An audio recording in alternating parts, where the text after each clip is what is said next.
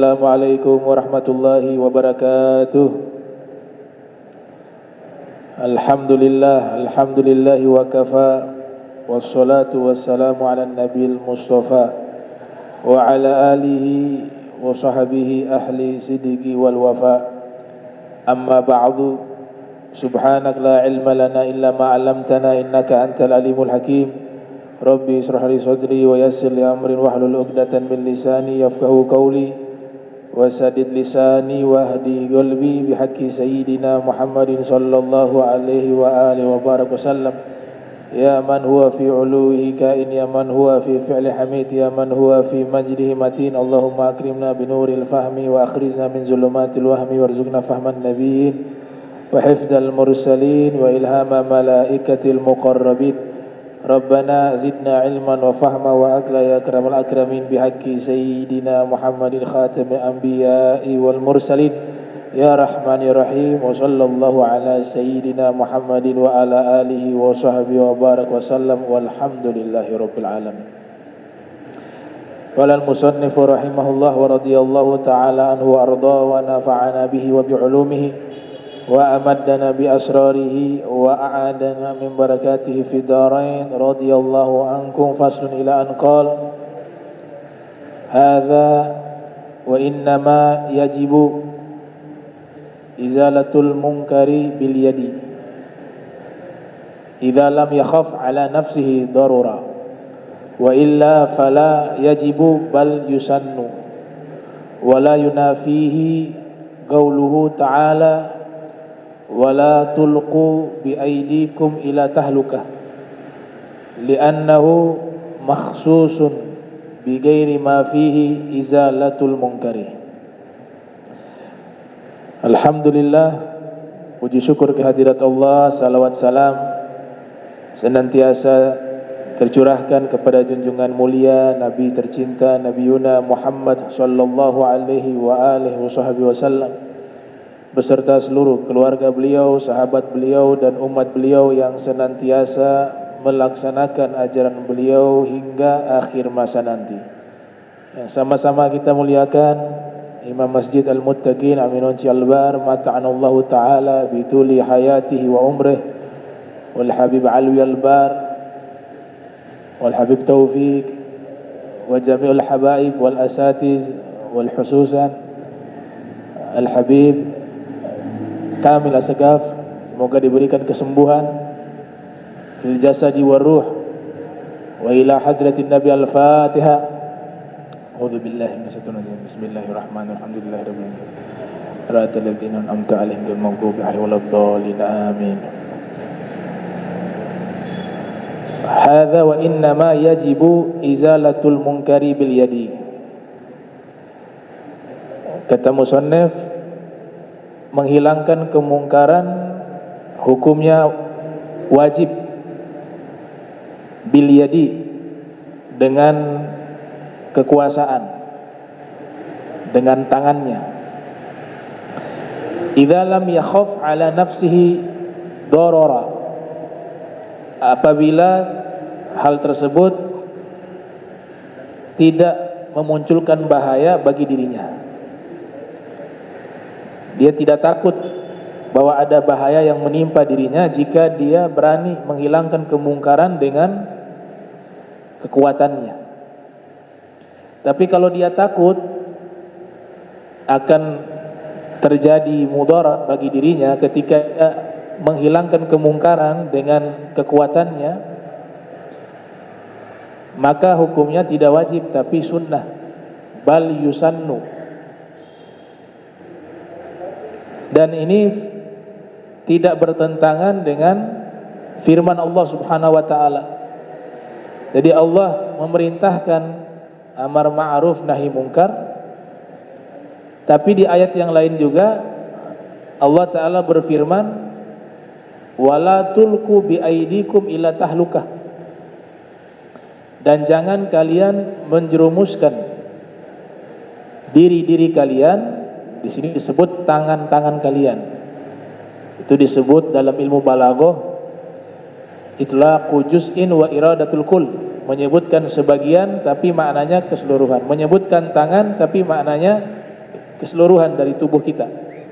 Sehingga diterjemahkan, dan janganlah kalian menjerumuskan diri-diri kalian ke dalam kebinasaan. Ayat ini secara khusus menyebutkan bahwa jika kita melakukan sesuatu dan bisa berdampak membahayakan diri kita, maka dilarang oleh Allah kita menjerumuskan diri kita dalam kehancuran. Ini yang jadi dalil bahwa kalau kita menghilangkan kemungkaran dengan kekuatan kita, kemudian hal itu justru menyebabkan mudarat bagi diri kita, ada opsi, yaitu opsinya kalau takut, ya sudah, ngambil yang derajat terendah, mengingkari dengan hati. Kalau mau mengambil resiko, juga tidak dilarang. Nah, jadi ada dua opsi di situ. Di sini wajib, ya, tidak wajib, yaitu menghilangkan kemungkaran dengan kekuatannya, melainkan hukumnya sunnah. Nah, karena ada ayat tadi, jangan jerumuskan diri kalian ke dalam kebinasaan, ila tahlukah. Nah, kemungkaran ini termasuk di dalamnya adalah kezoliman, zulmun. Kezoliman itu bagian daripada kemungkaran. Dan Allah Ta'ala sudah menetapkan hukum kita sebagai seorang muslim, ketika menegakkan yang namanya keadilan, tidak lagi melihat siapa pelakunya. Maka disebutkan, ada satu riwayat dikeluarkan oleh Syekh Yasin Al-Fadani di dalam kitab Al-Arba'in Al-Buldaniyah. Beliau nukil daripada riwayat Al-Imam Ahmad bin Hanbal yang lahir 164 wafat 241 Hijriah. Juga diriwayatkan oleh Imam Abu Daud, lahir 202 wafat 275 Hijriah.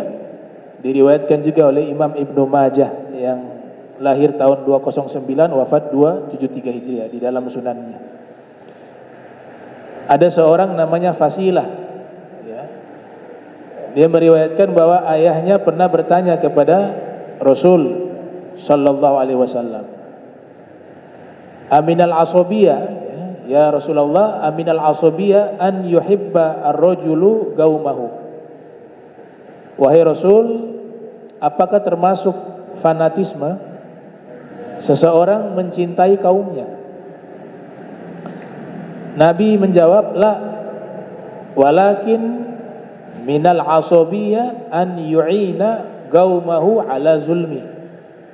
Kata Nabi, tidak, tapi yang dimaksud fanatik di sini adalah seseorang menolong kaumnya di dalam kezoliman. Jadi sekalipun itu keluarga kita, orang yang satu suku dengan kita, satu bangsa, tapi ketika dia melakukan perbuatan zalim, kita gak boleh mendukungnya. Sebaliknya kita harus mengingkari. Itu yang disebut dengan apa? Al-adl, keadilan. Fala udwana, dalam Al-Quran, ya, fala udwana illa ala zalimin. Tidak ada permusuhan terkecuali kepada orang-orang yang berbuat zalim. Ini prinsip seorang muslim, prinsip seorang mukmin. Dia harus menegakkan yang namanya keadilan, menghilangkan kemungkaran, termasuk diantaranya adalah kezaliman. Di khutbah Jumat ada penggalan ayat dari surat An-Nahl ayat 90. Allah perintahkan 3 hal dan Allah melarang 3 hal di dalam satu ayat. Surat An-Nahl ayat 90. Innallaha ya'muru bil adli wal ihsan wa ita'idil qurbah wa yanha 'anil fahsya'i wal munkar wal baghi ya'idzukum la'allakum tadhakkarun. Ini amar ma'ruf nahi munkar. Sesungguhnya Allah memerintahkan kalian, ini semuanya ma'ruf, melakukan keadilan. Lawan dari adil adalah kezaliman. Berbuat baik, al-ihsan. Wa ita'idil qurba, dan memberikan sesuatu kepada kerabat. Ini amar ma'ruf. Nahi mungkarnya disebut setelahnya. Dan Allah melarang kalian berbuat keji dan mungkar. Ya, anil fahsya'i wal munkar wal bagyi, kezaliman. Tiga diperintahkan, 3 dilarang. Kemudian Allah memberikan nasihat ini kepada kalian agar kalian tadzakkarun, la'allakum tadzakkarun, agar kalian bisa mengambil pelajaran, bisa mengingat, bisa mengambil pelajaran. Tadzakkarun. Nah, kita jangankan melakukan perbuatan zalim, kata Nabi, membuat takut seorang muslim, hal itu akan berdampak bahwa kita nanti di hari kiamat, atau seseorang tersebut yang selalu membuat kaum muslimin merasa takut, dia belum hanya buat takut saja. Itu Nabi SAW menyatakan, man rawwa'a muslima lam yu'ammin Allahu raw'atahu yaumal qiyamah. Siapa yang telah membuat seorang muslim, bukan banyak, satu saja, seorang muslim, dia membuat seorang muslim ini takut, kaget, ya, motor diganti itu knalpot, di rumah lagi istirahat, datang dia dengan suara yang kencang, kaget. Itu namanya masuk di dalam hadis ini, membuat takut, membuat kaget. Ya. Kata Nabi, satu orang saja, seorang muslim kaget atau takut gara-gara seseorang ini, maka Allah Ta'ala tidak akan memberikan keamanan dari rasa takutnya nanti di hari kiamat. Nanti di hari kiamat dibuat dia ketakutan, setakut-takutnya. Nah, hadis ini diriwayatkan oleh Al-Imamul Baihaqi yang lahir tahun 384 Hijriah. Riwayat yang lain, Al-Imam Muslim meriwayatkan di dalam sahihnya yang lahir tahun 204 wafat 261 Hijriah, inna syarran nas manzilatan indallahi yaumal qiyamah man tarakan nasu ittiqa'a syarrihi wa fir riwayah fuhshihi. Seburuk-buruknya manusia, dalam riwayat pakai taukid, sesungguhnya seburuk-buruknya manusia. Inna ya, inna sesungguhnya seburuk-buruknya manusia, kedudukannya di sisi Allah di hari kiamat adalah manusia yang tatkala hidup di dunia orang takut kepadanya sebab kejahatannya. Itu adalah manzilah, pangkat yang paling buruk bagi seorang manusia hadapan Allah di hari kiamat. Ini kemungkaran semuanya. Jadi kewajiban menghilangkan kemungkaran hukumnya wajib bagi yang mampu, yang tidak mampu hukumnya sunnah. Tapi Nabi katakan itu ad'aful iman, serendah-rendahnya keimanan, ad'aful iman. Nah, kita juga harus menghilangkan kemungkaran. Kadang-kadang kita kerjakan kemungkaran secara tidak sadar. Mohon maaf, misalnya masih nonton film-film yang haram,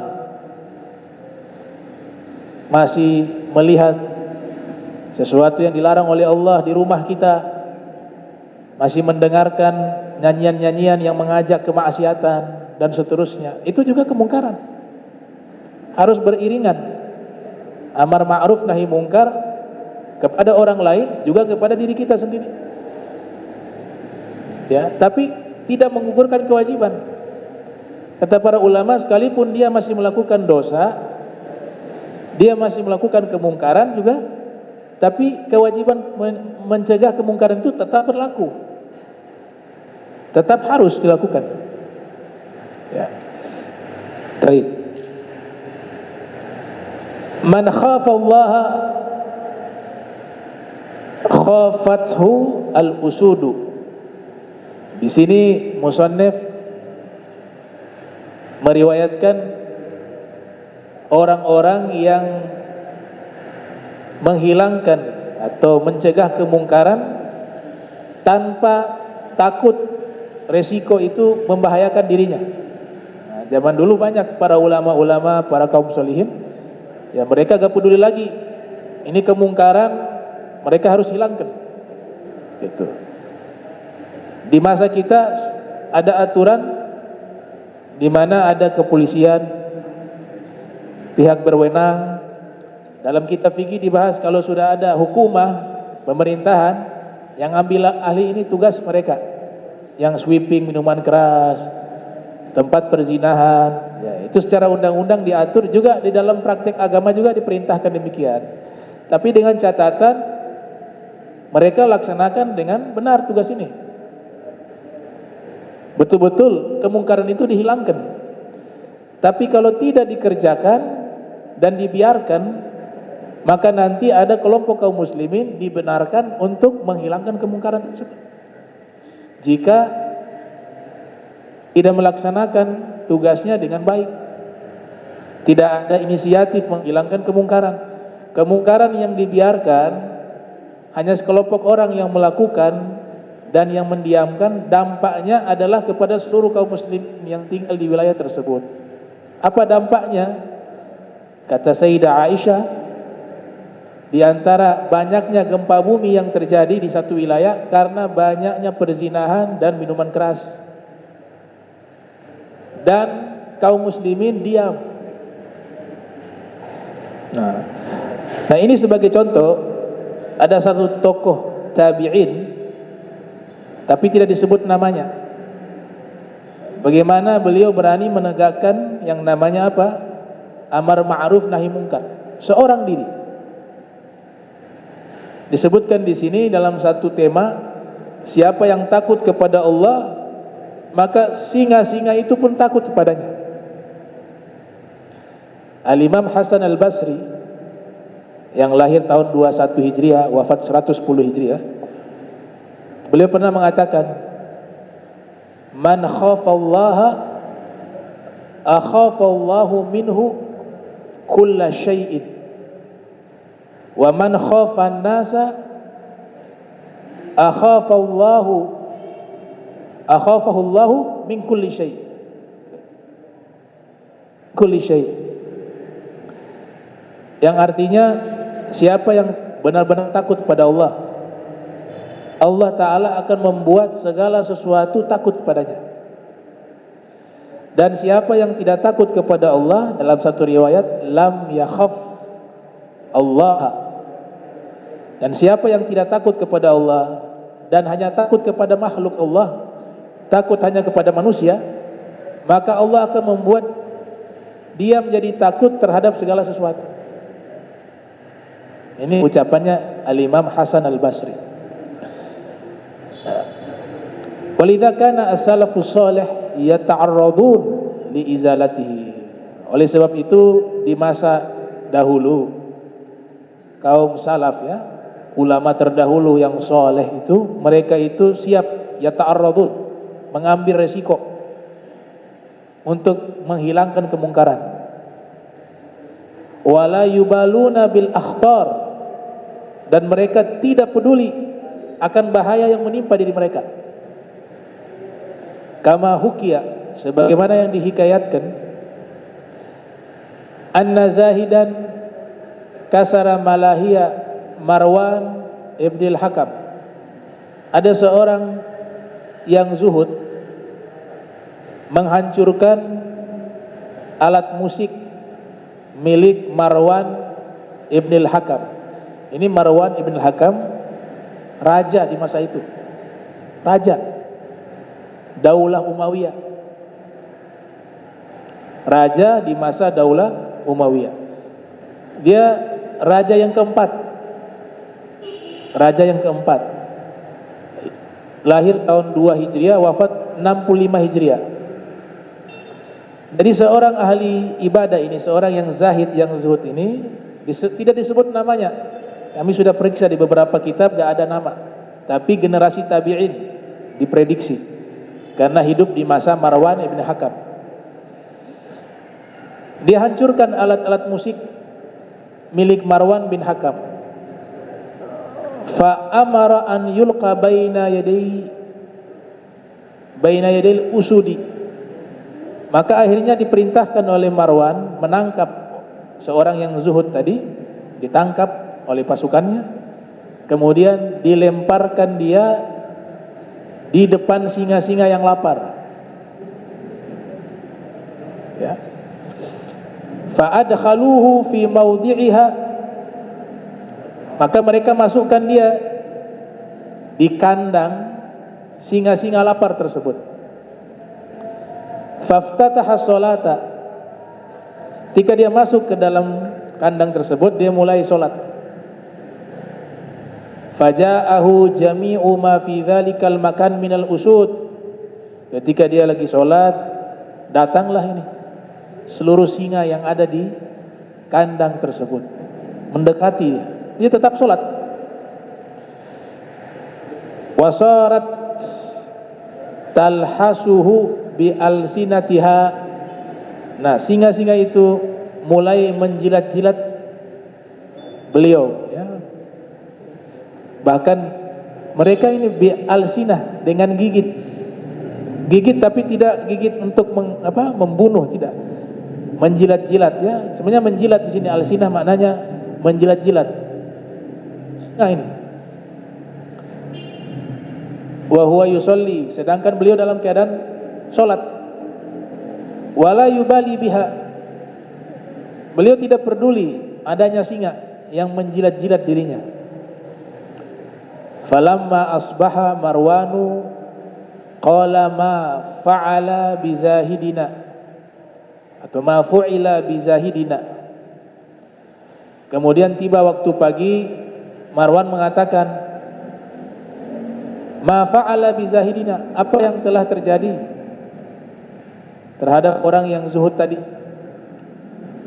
Pikirnya Marwan sudah dimakan atau dibunuh oleh singa-singa tadi. Ternyata apa yang terjadi? Unzuru hal akalatsul usud fawajaduha qad ista'nasat bihi, kata Marwan, coba kalian lihat sekarang, apakah singa-singa itu sudah memakannya. Singa-singa lapar. Dalam riwayat, dalam kitab Nawadir itu ada tambahan riwayat tersebut, juga dalam tafsir Ruhul Bayan. Coba perhatikan apakah singa tersebut sudah memakannya. Ternyata mereka dapati seluruh singa-singa tersebut menjadi jinak di hadapannya, ya. Fata'ajjabu min dzalika, maka seluruhnya menjadi heran, kok bisa nih singa-singa lapar tidak memakannya, tidak membunuhnya, tapi semuanya itu singa menjadi jinak di hadapannya. Akhirnya mereka mengeluarkannya. Dalam kitab ini ceritanya sampai di sini, tapi kalau kita membaca di tafsir Ruhul Bayan ada lanjutannya. Ini kan dinukil dari kitab ulama India, ya, namanya Syekh Umar As-Sanami, ya, namanya Syekh Umar bin Muhammad As-Sanami. Nah, ulama abad 6 atau 7 Hijriah di India. Beliau punya kitab unik berjudul Nisabul Ihtisab. Kisah itu diambil dari kitab ini, ya. Begitu juga dalam Ruhul Bayan, ya, Syekh Ismail Haggi, ya, Istanbuli Al-Hanafi Al-Khalwati, ulama Turki, kelahiran tahun 1063 Hijriah, wafat 1127 Hijriah. Kurang lebih usia beliau 64 tahun. Beliau ulama Turki yang memiliki kitab tafsir sufistik terkenal, judulnya Ruhul Bayan.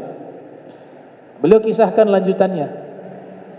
Setelah dikeluarkan ahli ibadah tersebut, orang yang zuhud tersebut dibawa menghadap kepada Marwan bin Hakam. Ini Marwan bin Hakam masih heran, kok bisa dia tidak mati, tidak dimangsa oleh singa, bahkan singa itu menjadi jinak di hadapannya. Masih bingung. Ta'ajab, ya, bahasanya ta'ajaba itu ta'ajub, kaget, bingung. Kemudian ditanya oleh Marwan, wahai fulan, Kamu ketika berhadapan dengan singa-singa itu, kamu takut tidak? Kata beliau, saya tidak takut sama sekali dengan singa. Tapi yang saya takut ketika singa itu menjilat saya, sedangkan saya dalam keadaan sholat. Itu yang menjadi ketakutan saya. Sampai sepanjang malam saya tidak tidur karena berpikir tentang masalah itu. Itu yang memunculkan rasa takut. Saya takut masalah itu.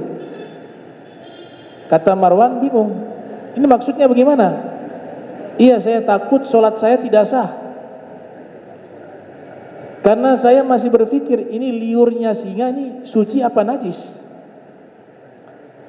Jadi semalam saya tidak tidur berpikir karena saya sholat tadi dijilat oleh singa. Saya masih berpikir liurnya singa ini suci apa najis. Kalau dia suci, sholat saya sah. Tapi kalau dia najis, sholat saya tidak sah karena najis. Itu yang membuat saya takut. Takut sholat saya tidak sah. Bukan saya takutnya kepada singanya. Subhanallah. Itu kaum sholihin, ya. Takutnya kepada Allah Subhanahu wa ta'ala. Udah akhirnya ini Marwan tambah takjub lagi. Ini orang luar biasa. Akhirnya dibiarkan, sudah kamu saya bebaskan. Pergi. Sudah keluar dari tempatnya Marwan bin Hakam.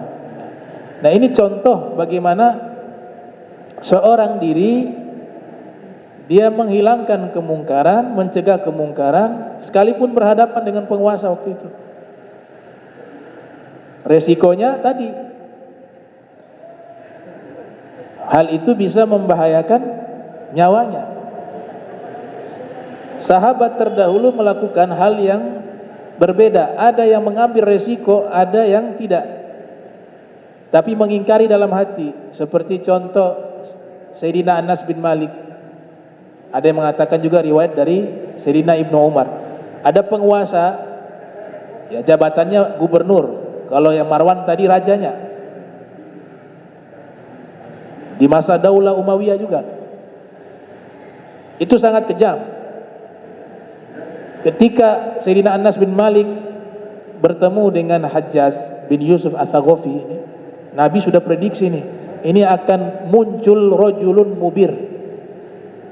Akan muncul seorang laki-laki dari Bani Thaqif yang adanya dia merusak mubir. Kata para ulama, yang dimaksud oleh Nabi ini adalah Hajjaj bin Yusuf Ats-Tsaqafi. Anas bin Malik ketika bertemu Hajjaj selalu bersikap ramah, bersikap baik.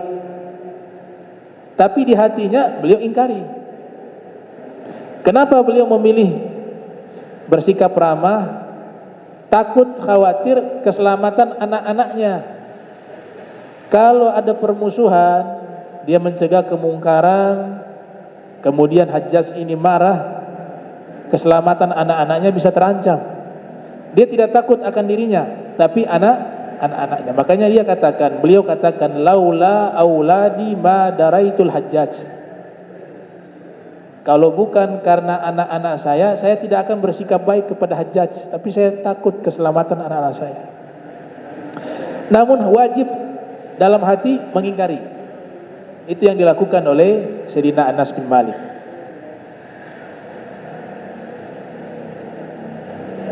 Fa in lam yastati', itu pembahasan tadi merubah kemungkaran dengan tangan, ya. Nanti akan kita bahas amar ma'ruf nahi mungkar itu ada rukun-rukunnya. Imam Ghazali Hujjatul Islam yang lain 450, wafat 505 Hijriah, menjelaskan ada caranya, tidak langsung merubah begitu, dia bertahap. Jadi artinya kita melihat kemungkaran, tahu-tahu langsung kita menghantam itu, menyerang itu, mengsweeping langsung. Dan itu nanti berdampak membahayakan dengan dampak yang besar. Imam Ghazali mengatur kalau sifatnya yang melakukan kemungkaran hanya per orang, ada caranya. Kalau dilakukan di ruang publik dengan kelompok yang besar, ada caranya. Disebutkan rukun-rukunnya. Nah, itu pertemuan berikut kita akan bahas sebagaimana yang dijelaskan oleh Imam Ghazali. Jadi dia punya tata cara.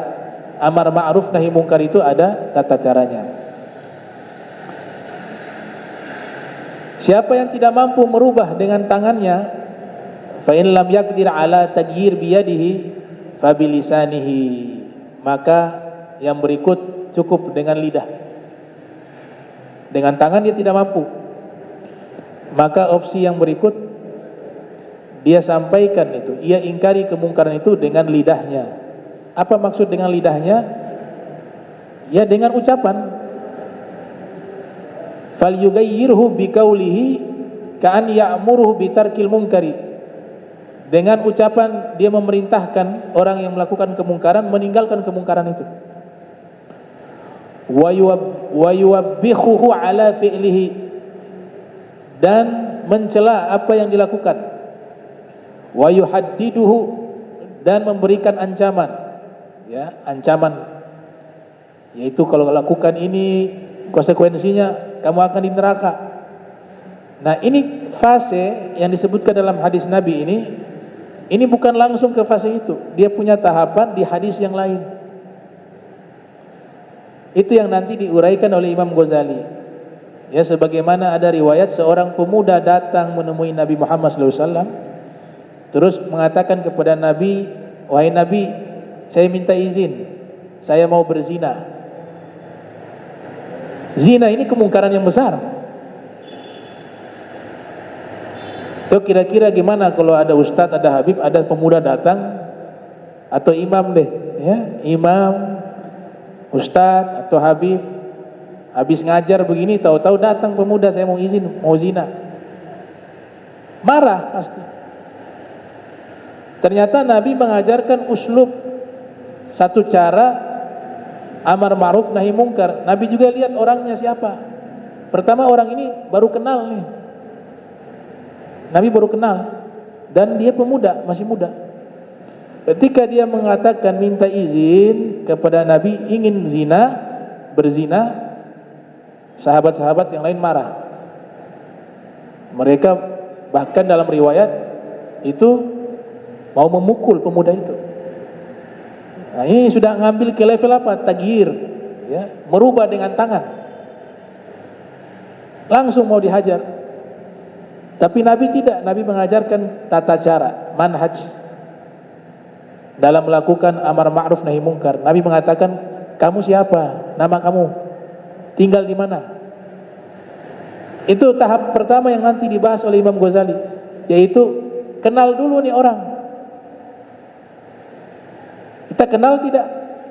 Kalau tidak kenal, tahu-tahu kita pendatang, ini ada kemungkaran, kita langsung mengatakan dan kita melarang itu, kita mencegah itu, maka uslubnya itu sudah loncat. Kamu belum kenal dia. Ini kalau per orang, ya, kenali dia dulu. Makanya Nabi tidak langsung marah. Bahkan dalam riwayat ini Nabi tidak marah sama sekali. Tapi Nabi ta'aruf, mencari tahu dulu, mengenal dulu. Kamu namanya siapa? Tinggal di mana? Dijawab, nama saya seperti ini. Nama saya ini, tinggal saya di sini. Oh. Nah, ini tambahan dari para masyayikh. Setelah itu naik ke level kedua, ta'rif. Nabi memberitahukan, ingin menyadarkan dengan cara yang lembut. Kata Nabi, kamu punya ibu? Pemuda itu mengatakan, iya saya punya ibu. Bagaimana kiranya kalau ibumu ada yang zinahi? Oh, saya marah. Kamu punya bibi?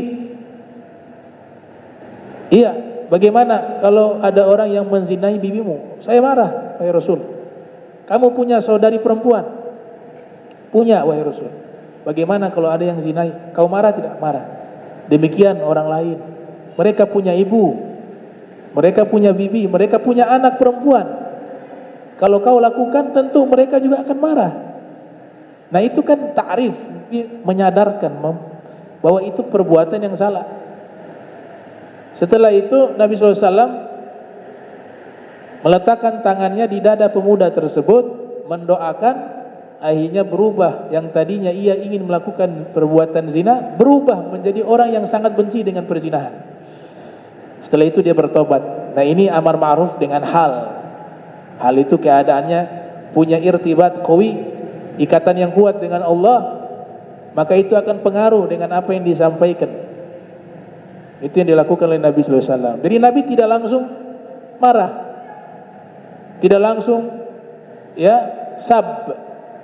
mencela atau memarahinya, padahal kemungkaran besar, ingin melakukan suatu perbuatan yang sangat dibenci oleh Allah, yaitu perzinahan. Nah, itulah uslub, tata cara dalam amar ma'ruf nahi mungkar. Makanya di sini dikatakan, kalau kamu tidak mampu dengan tangan, maka dengan lisan, yaitu kamu memerintahkan dia untuk meninggalkan kemungkaran. Nah, kalau sudah diperintahkan tetap saja, baru naik ke level berikut, mulai ada ancaman, ini dosa besar, begitu. Ya, kamu bisa di neraka ini. Tapi kalau awal pakai cara halus dulu, karena tujuannya amar ma'ruf nahi mungkar adalah mengajak mereka untuk meninggalkan kemungkaran dan melakukan kebaikan. Itu tujuannya. Caranya itu kita kondisikan dengan orangnya. Kalau memang dengan cara lembut dia bisa berubah, lakukan dengan kelembutan. Tapi sudah dengan kelembutan juga masih tetap melakukannya, harus ada ketegasan setelah itu.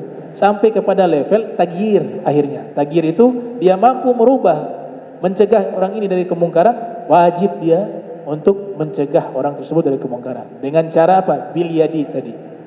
Dengan kekuatannya.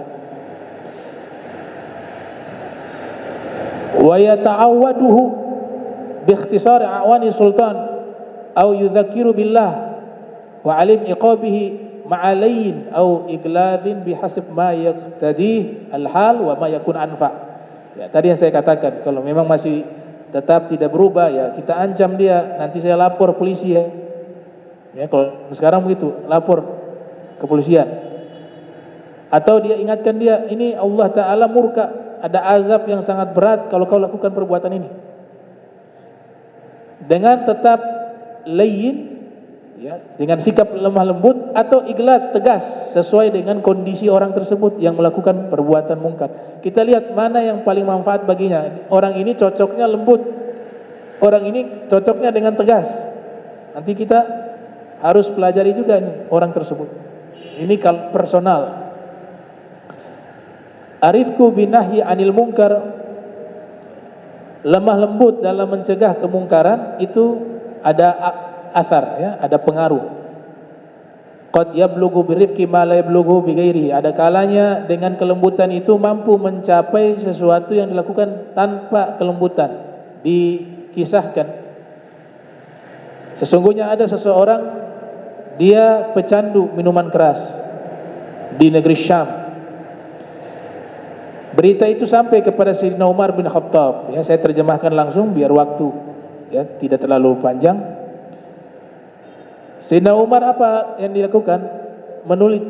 Menulis surat penggalan surat Ghafir ayat 3. Dikirim surat dari Amirul Mukminin kepada pemuda tadi, pencandu minuman keras yang ada di Syam.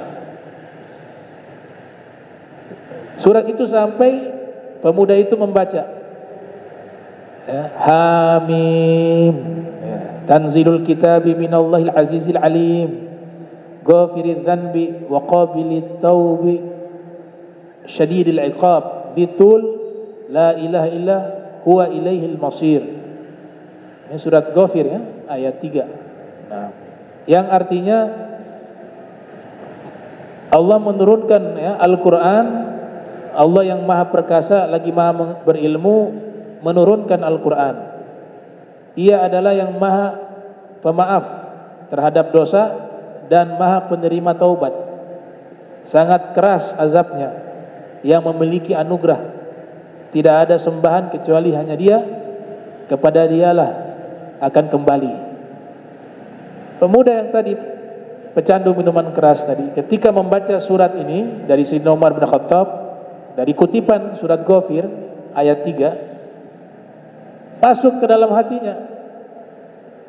Karena ayat ini kan mengandung ancaman.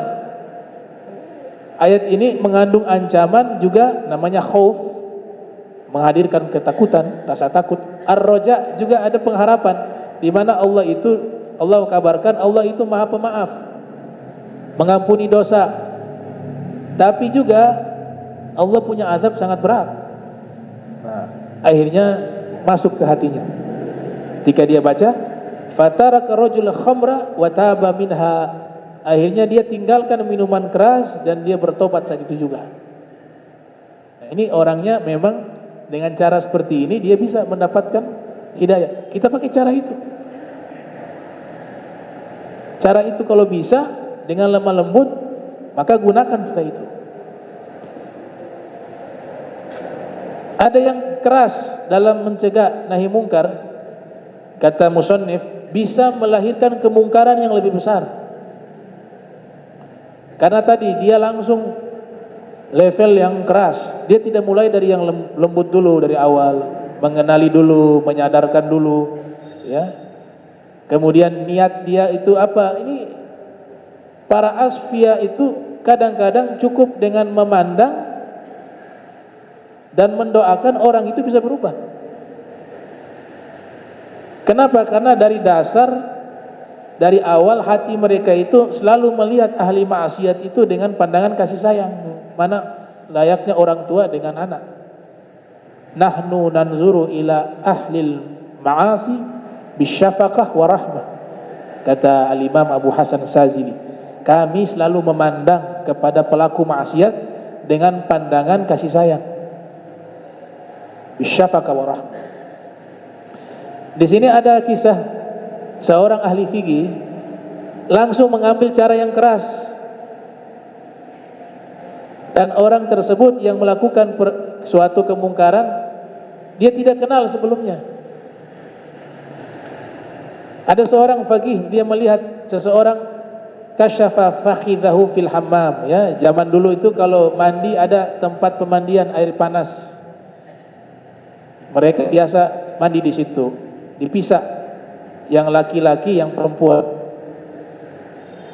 sampai akhirnya jadi kosakata bahasa Arab kamar mandi, al-hammam, ya, bahasa Arab kamar mandi itu al-hammam. Itu asal katanya berkaitan dengan ilmu falsafatul lughah, ya, ilmu falsafah lughah atau fiqhul lughah, berkaitan dengan sejarah di masa lampau. Rumah mereka itu seperti kita, ada kamar mandi. Mereka kalau mandi sudah ada satu tempat khusus, nanti bayar untuk masuk di situ. Pemandian air panas yang besar, yang seperti kolam besar, semuanya mandi di situ, yang laki-laki. Khusus untuk yang perempuan. Jadilah tempat yang namanya tempat pemandian, jadilah al-hammam. Al-hammam itu air panas, tempat pemandian air panas. Zaman sekarang namanya kamar mandi. Mau air panas ke, mau apa, yang namanya kamar mandi hammam atau al-hammam. Zaman dulu yang dimaksud tempat pemandian air panas, karena memang juga airnya air panas, air hangat, ya. Nah, ini ada seorang fakih mandi di situ. Dia lihat ada seseorang buka ini, dia pakai celana pendek, lutut kelihatan. Ya, karena lutut ini aurat bagi laki-laki juga. Ya, dalam hadis Rasul sallallahu alaihi wasallam bersabda, riwayat Imam Ahmad, ya, yang lahir 164, juga Imam Al-Hakim, "Batti fakhidhak fa innal fakhidha aurah." Tutuplah, ya, paha kalian, paha kamu, ya, tutuplah paha kamu, sesungguhnya paha itu adalah aurat. Nah, nanti batasannya lutut ke atas itu aurat laki-laki, aurat perempuan juga. Dia lihat itu pakai celana pendek, aurat terbuka. Ahli fikih ini langsung menegur dengan keras, ya. Dia tendang tuh orang dengan kakinya. Mungkin dia posisi lagi duduk. Ahli fikih itu sedang berdiri, ditendang. Aurat tuh, gitu. Tutup itu aurat. Al-ihtiqar dengan cara yang tidak elok, seperti merendahkan orang itu. Ditendang dengan kaki terus dikatakan tutup aurat. Memang itu betul. Nahi mungkarnya betul, ini aurat di tempat umum, tapi caranya keliru. Orangnya dia belum kenal, dengan cara yang kasar, akhirnya ya dikatakan begini, tutup tuh paha kamu, kata ahli fikih. Memang orang yang gak punya ya khalilad din, orang yang peduli dengan agama kamu ini, gak paham agama ya, nah, itu. Akhirnya apa yang terjadi? Fanaza'a mi'zara min wasatihi. Tadi dia pakai sarung. Nah, sarung digulung sampai di atas. Ya, di atas lutut. Ketika dimarahin seperti itu, akhirnya sarungnya dia lepas, dia buang tuh sarung. Telanjang bulat. Wa ramahu wa qala lahu ma'udtu ajlisu illa uryanan. Dia mengatakan saya akan terus begini dalam keadaan telanjang. Nah, niatnya untuk ini. Untuk apa? Mempermalukan ahli fikih ini. Kamu larang saya buka. Ini saya telanjang, saya biarkan begini. Tujuannya apa? Untuk mempermalukan ahli fikih tersebut. Kemudian dikatakan di sini, tiba-tiba datang seseorang mengatakan, dia melihat laki-laki lagi telanjang, dia datang ke sana, dia berkata dengan lemah lembut, mengatakan, wahai saudaraku, ya akhi, kamu ini orang yang selalu menjaga kehormatan. Gak ada orang yang tahu kamu itu punya alasan telanjang bulat semacam ini. Gak ada yang tahu. Saya khawatir nanti orang berprasangka bahwa kamu ini orang yang buruk, padahal tidak, kamu orang baik sebenarnya. Saya takut nanti orang mencela kamu telanjang begini, mereka akan katakan kamu ini orang yang tidak baik. Bagaimana kiranya kamu tutup itu aurat, biar tidak ada fitnah. Kata dia, jazakallah khairah, terima kasih banyak. Yang begini saya terima, kata dia. Akhirnya dia ambil itu sarung, dia pakai. Wasatara nafsahu. Nah, para ulama mengatakan cara yang kedua tadi, dua-duanya sama. Yang pertama juga ingin mencegah kemungkaran, yang kedua juga ingin mencegah kemungkaran, tapi caranya yang berbeda. Yang satu dengan cara yang kasar, dan yang kedua dengan cara yang baik. Yang mana yang diterima? Ternyata yang kedua, kata para ulama. Gitu. Dan itu adalah tabiatul insaniyah. Tabiatnya manusia memang suka yang lembut. Tabiatnya. Coba saya ambil contoh. Ada orang jual barang kasar. Ya. Ini beli ini. Ya. Gak ada yang datang beli. Tapi kalau salesnya, ini barang bagus nih, awalnya gak niat beli, tapi karena dengan kelembutan, dengan rifat, akhirnya apa? Kita beli juga. Kenapa? Karena sudah fitrah manusia diperlakukan dengan baik, dengan terhormat, fitrahnya itu senang. Tapi dilakukan dengan kasar, secara tabiat dia akan menolak. Itu yang dimaksud oleh Nabi SAW. Inna rifka la yakunu fi syai'in illa zana. Kelembutan itu tidaklah diletakkan pada sesuatu, melainkan dia akan menghiasinya. Wa ma nuzi'a minhu illa syana. Tidaklah kelembutan itu dicabut, melainkan dia akan memburukkan orang tersebut. Kemudian yang keliru juga, yaitu menyampaikan di depan orang banyak. Kan itu bisa 4 mata dulu, tahapan awal. Kata Imam Syafi'i rahimahullah, yang lahir 150 Hijriah, wafat 204 Hijriah, man nasaha akhahu alaniya faqad fadahahu, wa man nasaha akhahu sirriya faqad nasahahu. Siapa yang memberikan nasihat kepada seseorang di depan orang banyak, ya. Kata Imam Syafi'i, itu bukan memberikan nasihat, tapi itu mempermalukan orang. Di depan orang banyak, kamu ini saya lihat minuman keras, ini pecandu, tapi orangnya banyak di depan. Itu bukan nasihat, kata Imam Syafi'i, itu sedang mempermalukan orang tersebut. Imam Fudail bin Iyad mengatakan, man ayyara akhahu bi dhanbin lam yamut hatta ya'mala bihi. Al-Imam Fudail bin Iyad, siapa yang niat mempermalukan seseorang dengan sebab dosanya, maka sebelum dia mati orang tersebut akan melakukan dosa yang sama. Niat ini juga penting. Dan siapa yang memberikan nasihat kepada saudaranya, kepada seseorang empat mata dalam keadaan tersembunyi, maka itulah nasihat yang sesungguhnya, kata Imam Syafi'i. Kayaknya dulu pernah kita hatamkan kitab berjudul Al-Farqu Bainan Nasihati wa Ta'yir, karangan Al-Hafiz Ibnu Rajab Al-Hambali, yang lahir tahun 736 Hijriah, wafat 795 Hijriah, menerangkan perbedaan memberikan nasihat, cara memberikan nasihat dan mempermalukan orang.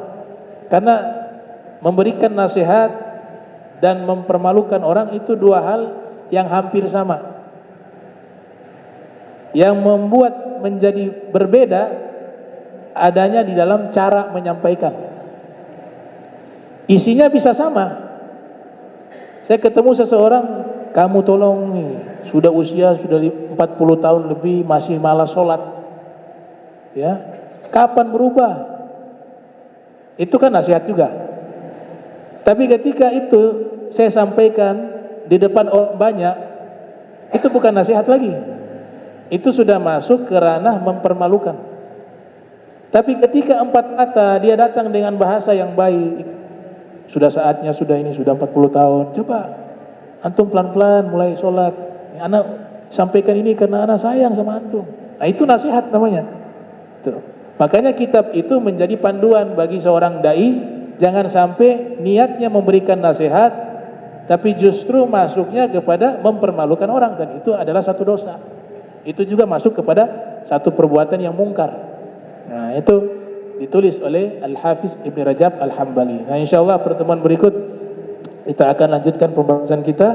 Allahumma jam'ana hadza jam'a marhuma wa tafarraqna min ba'di tafarruqan ma'suma wa la tajal minna wa la minna syakila mahruma.